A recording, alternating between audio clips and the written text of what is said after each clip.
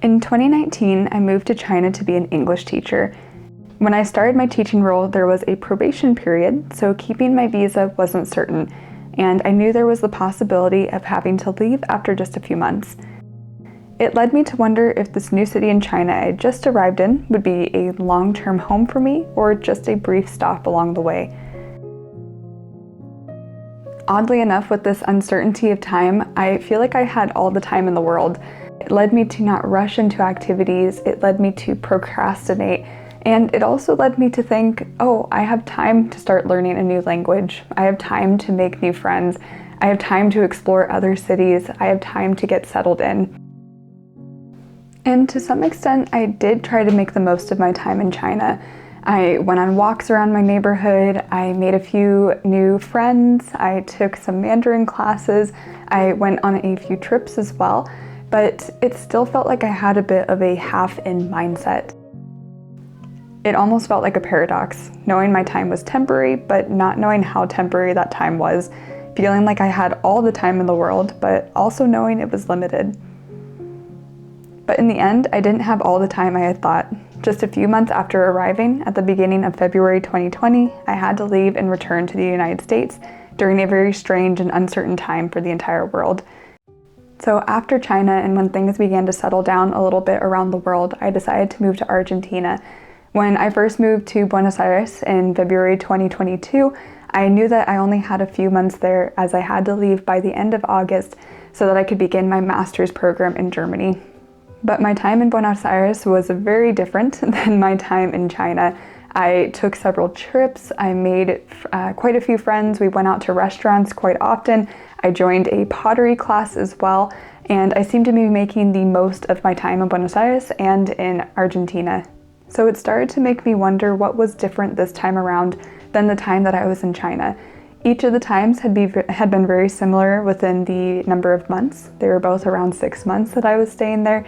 But in Argentina, I felt like I had really leaned in, I had made the most of my time, and I had done so many different activities.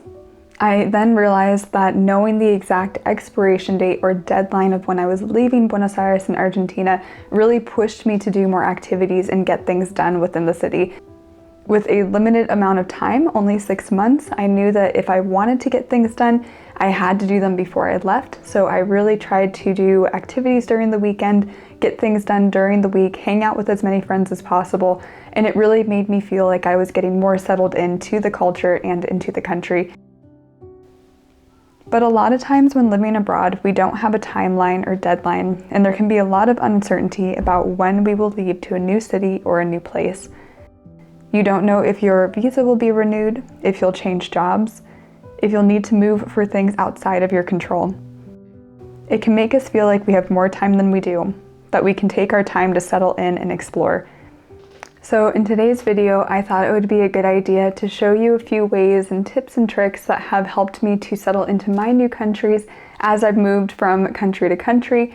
At this point, I've lived in 5 different countries across 4 different continents, so hopefully some of my advice can help you feel a little bit more settled into your new home as well.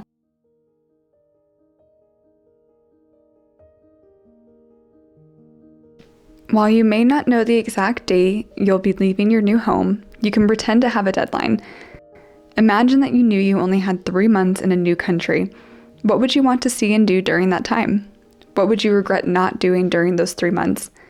You can then write down a temporary living bucket list where you can make a list of priority places you want to visit, the trips you want to take, and events you want to participate in. For me, it's currently summer in Germany, so on my personal list, I would like to go to a strawberry farm. It's something that I haven't done yet in Germany. I also want to visit a friend in Berlin and go hiking quite a bit since the area that I'm in is very well known for its hiking areas. So those are a few things that are on my list to do for this summer. Everyone's must-do list is going to be different, of course, but start to think about the activities you would hate to miss if you had to leave tomorrow. Each week, you can then select one activity you would like to do on that weekend or weekday and start to check off all of those different activities you want to do on your list.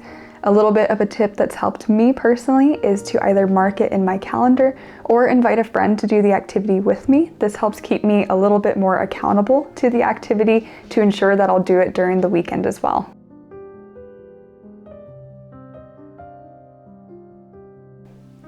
This is the one that I have struggled with the most when moving to new countries. When I move to a new country, sometimes I hold off on trying to learn the language, thinking that it needs to be very much an all-in mentality, where if I don't either intensively study the language or don't use it every day, then it's not going to be useful for me. And especially when I think, oh, I don't know how long I'm going to be here, perhaps I won't use it enough before I leave, then it might not be useful. So in this case though, and what I have found in almost every scenario and every place I have moved, is if I had just learned a little bit at the beginning and continued to learn it each day, it actually would have been a lot more helpful and useful than waiting for a certain number or a certain day or week before I felt ready to start learning the language. So rather than getting caught up in perfectionism, waiting for the right time, or confirming you'll be living in a country for a certain number of months or years, begin with learning the language. You don't need to adopt an all or nothing intensive study mode like I was thinking when I first moved to a new country. You can start with learning one new word or a phrase, practice saying hello or ordering something, or even join a fitness class and try to use it there.